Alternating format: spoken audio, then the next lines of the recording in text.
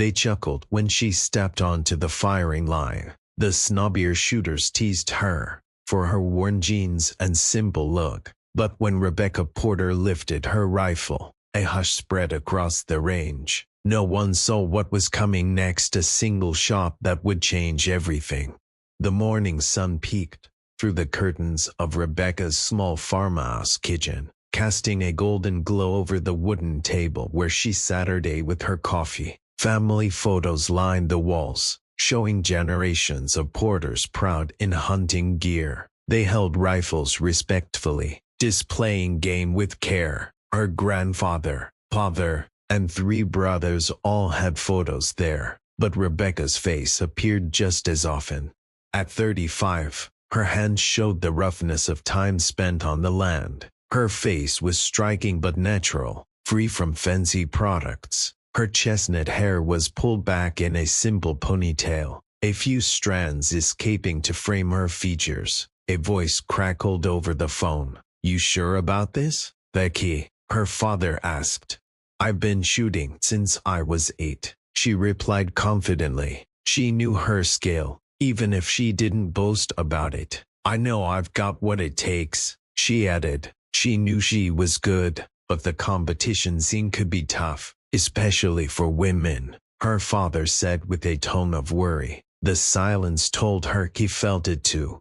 Rebecca sighed, running her finger along her coffee mug's rim. "The regional championship is next month. I need to practice on a real range with proper distances. Our back 40 just won't cut it anymore." Her father laughed softly. "You've always been stubborn that way." After they hung up, Rebecca walked to a corner of the living room. She unlocked an old oak cabinet. Inside was her grandfather's rifle, classic bolt action, carefully kept and upgraded over the years. Nothing flashy, but deadly accurate in the hands of someone who knew how to use it. She brushed her fingers along the worn wooden stock, smooth from decades of use. This rifle wasn't just a gun. It was her history. Her grandfather taught her father, and her father had shown her. It wasn't just about shooting. It was about respect. Her grandfather used to say a good shot isn't about strength. It's about patience, control, and knowing who you are when you squeeze the trigger. She placed the rifle in its case, along with her spotting scope and carefully loaded rounds, each one tested and perfected. After many early mornings and late nights at her veterinary clinic, she checked her watch, a gift from her mother. She had to get moving to hold her spot at the range. Dressed in an olive green jacket, over a simple white t-shirt, she took one last look in the hallway mirror. No makeup, no pretending, just Rebecca Porter, farmer, veterinarian, and skilled shooter. She didn't look like the fancy shooters on magazine covers, with branded gear and expensive rifles, but that didn't matter. Her phone buzzed with a text from her brother. "Show them what a Porter can do. Just don't show off too much or Dad won't stop bragging." Rebecca smiled and typed back, "No promises." As she loaded her gear into her trusty old pickup, she felt a faint nervousness. Not about shooting, never about that. It was about stepping into a world where she'd be judged before she ever fired a shot. She focused on the task ahead. She reminded herself of her target as she started the engine. When it's just you, the rifle, and the bullseye, nothing else matters. The shooting range stretched over a few acres of cleared land, backed by gentle hills that served as natural barriers. Rebecca drove past rows of shiny SUVs and trucks painted in bright colors. Her own vehicle, dirty and muddy, looked out of place among the others. The main clubhouse was a sturdy building made of stone and wood, with large windows overlooking the shooting lanes. Inside, shelves displayed trophies, mounted game heads, and photos of past winners, mostly men.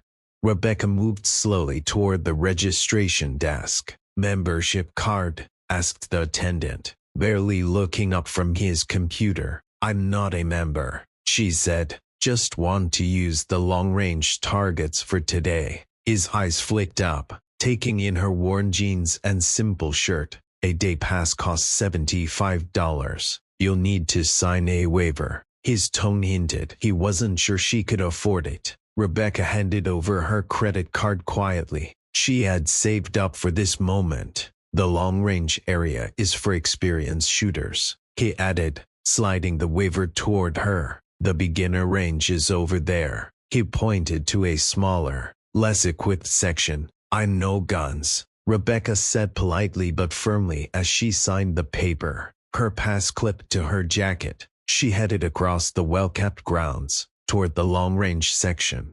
She felt eyes on her as she carried her grandfather's rifle case and a small backpack filled with supplies. The long range was less crowded, but it still felt intimidating. 6 stations stretched out before her. 3 were already busy with men surrounded by expensive gear. She picked the spot at the far end, away from everyone else. She unfolded her mat, set up her spotting scope, and carefully took her rifle out of its worn leather case. Unlike the shiny, tactical rifles nearby, hers looked classic. The barrel, trigger, and scope had been upgraded over the years, but it still had a timeless look.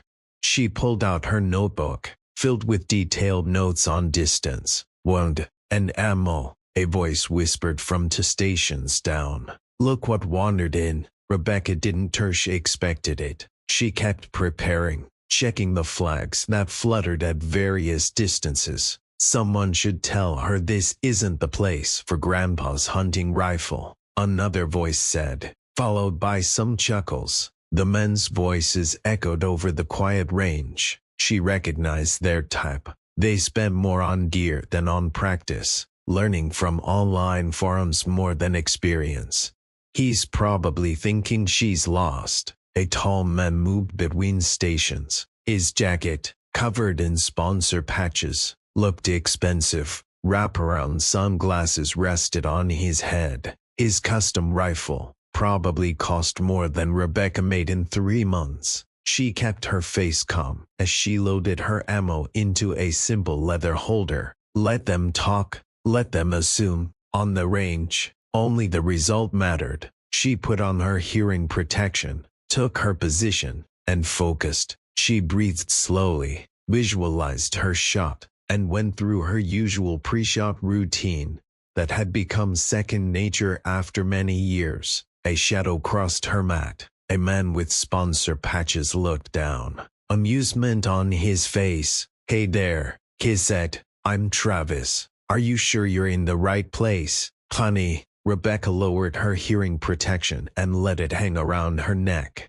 I'm sure, she replied simply. She looked at him calmly, not hostile but not backing down either. His smile was polite, but it didn't reach his eyes. This is the long-range section, for precision shooting, not exactly friendly for beginners. Rebecca nodded and turned back to her setup. Travis stayed, studying her rifle with a condescending tone. That's vintage, he said, almost sneering. What is that? Your dad's old hunting rifle. Rebecca shook her head. Grandfather's, she corrected softly. It's been in the family for generations. More people gathered around now. 3 men wandered closer, drawn by Travis' words. They wore fancy tactical gear and shirts with logos, sneers hidden behind smiles. Come on, eyes, meet her, Travis said, pausing before he remembered to ask her name. Rebecca, she responded, not offering her hand. Rebecca's here with her grandfather's hunting rifle, Travis announced loudly. His friends chuckled. One young man with a neatly trimmed beard shook his head. You know, there's a sporting goods store in town that rents proper precision rifles. Might be better for you to check it out first. Rebecca silently checked her scope alignment, pretending not to hear. She'd seen this attitude her whole life at hunting camps, shooting contests, even while at veterinary school. Men who believed she couldn't understand guns or shooting techniques just because she was a woman. What distance are you aiming for? Asked a man with silver at his temples. Starting at 600 yards. If it goes well, I'll try 800. Rebecca answered evenly. The men exchanged glances and raised their eyebrows. 600 yards with that. Travis whistled. That's bold. The trail gets steep after 400. The silver-haired man told her kindly. Just so you're aware. Rebecca nodded, but didn't answer. She wasn't there to argue. She was here to practice. The men moved back to their stations, murmuring remarks. $10 says she won't hit paper at 400 yards. I'll take that. 20 says she quits after 3 shots. This is just for Instagram photos anyway. Rebecca took a deep breath and let it out slow. Their words hurt, but she knew better than to reply. Actions speak louder. She focused on her routine, first zeroing her rifle at 100 yards. She made tiny adjustments and jotted down notes in her battered notebook. Travis and his friends kept watching, curiosity on their faces despite their dismissiveness.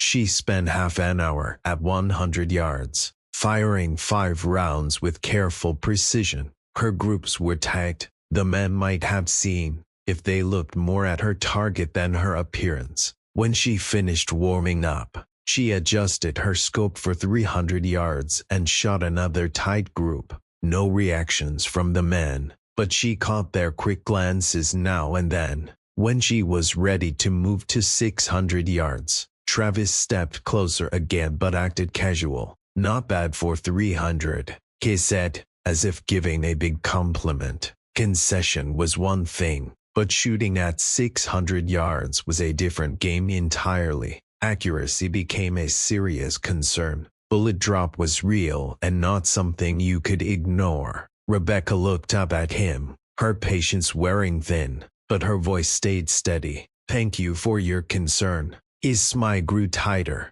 Just trying to save you some frustration, that's all. The sun shone hard on the range as Rebecca prepared for her 600-yard shot. She had carefully updated her ballistic data, factoring in temperature, humidity, and the light crosswind that had picked up. Travis and his friends had stopped pretending to focus on their targets. They stood in a loose circle behind her, watching with clear skepticism. This should be good, Travis said loudly, loud enough for her to hear. Rebecca adjusted her stance and grip. She slowed her breathing as she ran through her mental checklist. Hey guys, Travis called out. Maybe we should give her some tips before she embarrasses herself. The group burst into laughter. One man pulled out his phone, clearly expecting her to fail miserably. I bet she doesn't even know how to adjust for wind, said the bearded man, loudly and without care. Rebecca kept her focus on her shot, but her jaw muscles tightened. This wasn't just about her anymore. She thought of her family and all the women who'd face similar dismissiveness in male-dominated spaces. Travis moved closer again, standing right behind her, casting a shadow across her scope. Look, no offense, but that old rifle of yours isn't built for this kind of precision, he said, pointing at her gun. The barrel's harmonics alone would make consistent shots impossible, and the trigger was outdated. Rebecca finally looked at him. Would you mind stepping back? You're blocking my light. Travis' smile faltered, but he didn't shift. I'm just saying, maybe start with something more realistic. 600 yards separates real shooters from hobbyists. He called out to a friend. She needs her light for her Instagram photos. More laughter rolled through the group. Here's a challenge, Travis said in a calmer tone, pretending to be generous. Hit anywhere on the target from 600 yards. Just one shot. I'll sponsor your membership here. His friend snickered behind him. Rebecca asked, voice steady. And if I don't? Travis' grin widened. Then you admit you're out of your league. Pack up that old hunting rifle and let the real shooters work. The challenge hung in the air. Rebecca knew it was petty and pointless. Still, her stubborn streak saying that had carried her family through generations refused to fold. One shot, she finally said. Travis blinked, expecting her to say no.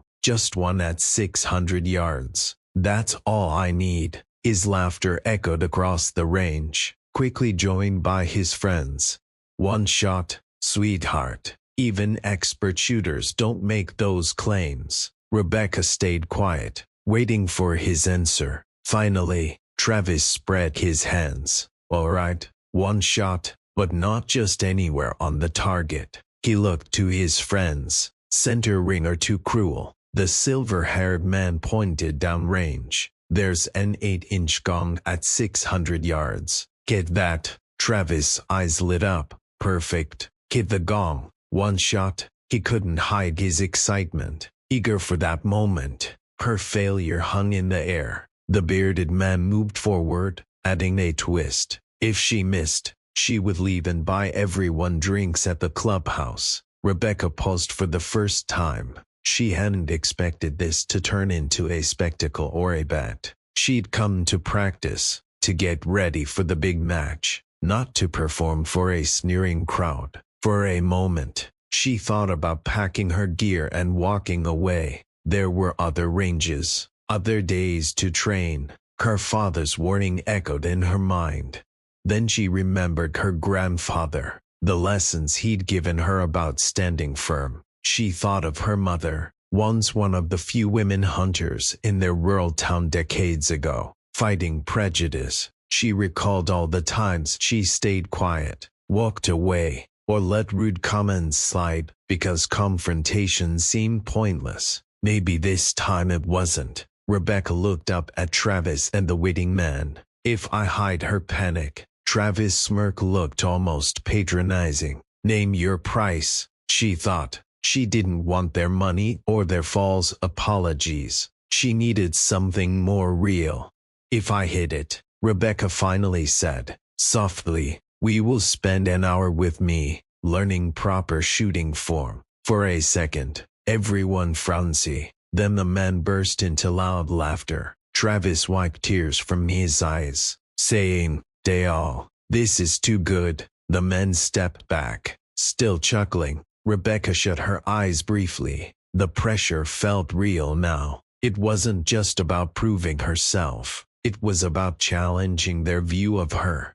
She took a deep breath, settling into her stance. She blocked out everything except her breath, her rifle, and the distant gong. The weight of the gun against her shoulder felt familiar. It had taken game for her family many times over the years. It had taught her patience, discipline, and respect. She had done this hundreds of times before. She prepared herself, focusing only on her shot.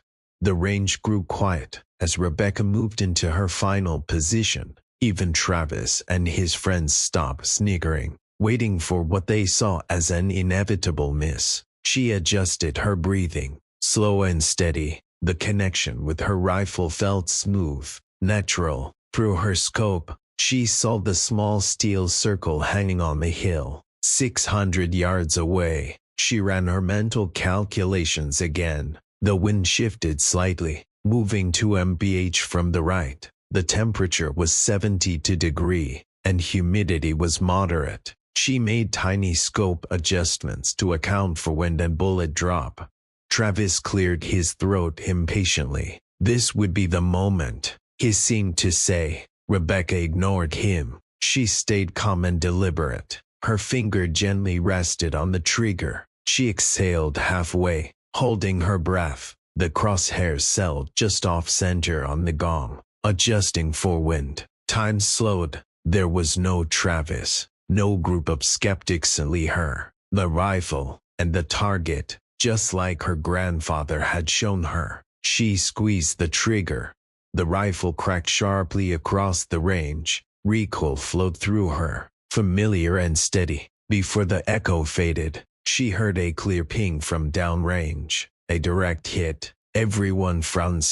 No one spoke. The sound of lead striking steel was unmistakable. The gunfire had silenced everyone. Rebecca calmly ejected the spent shell, engaged the safety, and sat her day up straight. She didn't smile or gloat. She simply pulled out her notebook and jotted down the details of the shot: windage, elevation, adjustments, temperature. Travis stood there, his mouth open and sunglasses slipping down his nose. His friends looked just as stunned. The silver-haired man was the first to recover. He raised his spotting scope to verify what they had all heard. He announced, voice shaky with surprise, "Center hit, dead center." Rebecca started reloading, acting as if nothing unusual had just happened. To her, it was just another shot, like the many skilled shooters spend years trying to master. Travis frowned,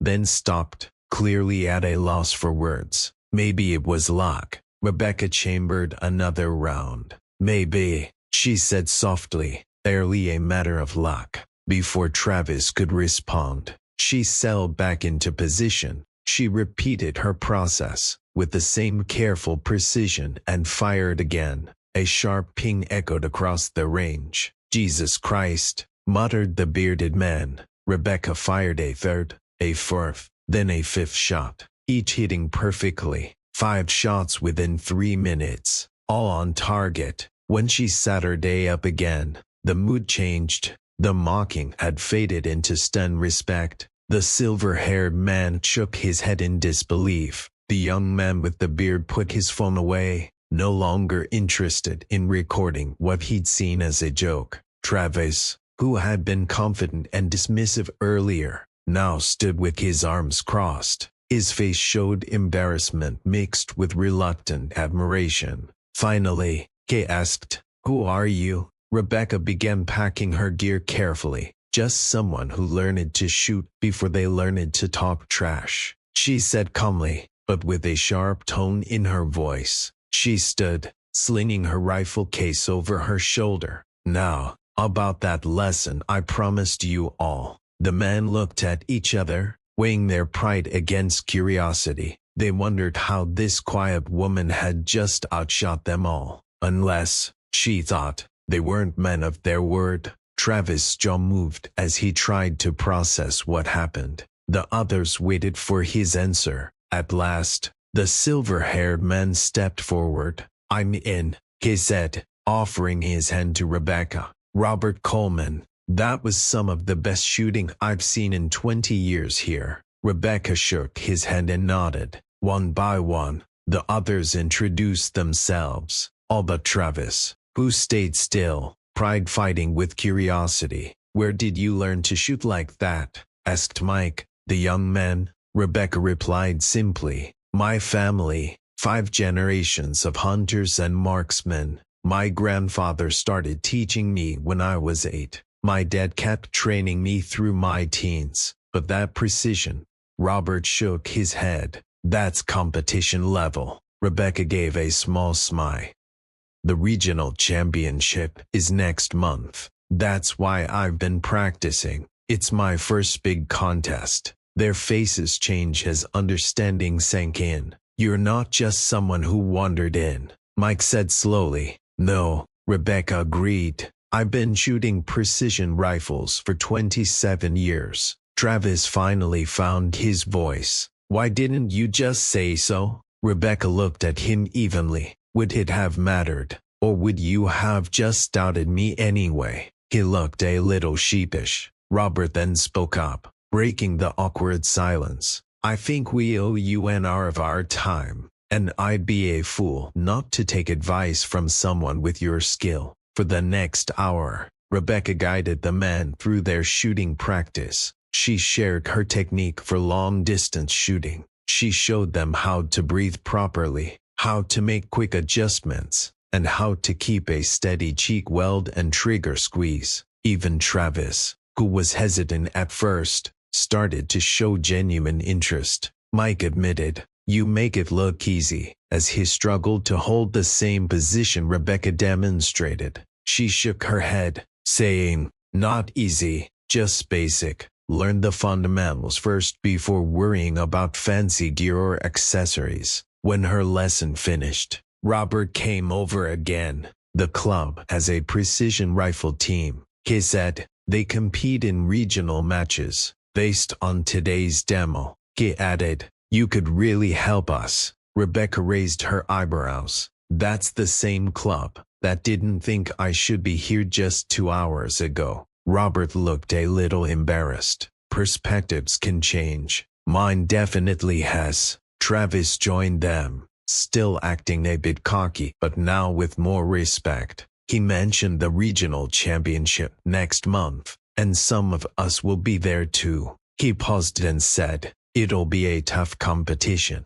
Rebecca smiled fully for the first time that day. Yes, she said confidently, it will be. As she drove home, the sunset filled the sky with bright oranges and reds. She felt proud, not because she proved anyone wrong, but because she stayed true to herself. She remembered her grandfather's advice. Know who you are when you squeeze that trigger. Today, she had kept that in mind. She was more than just a shooter. She was someone who let her results do the talking. Sometimes, the strongest statement is refusing to be defined by others' expectations. If this story spoke to you, click subscribe and join our community. We love stories of quiet strength and hidden talent. Where are you watching from? Tell us in the comments. We enjoy hearing from people all over the world. Many are underestimated just because of how they look,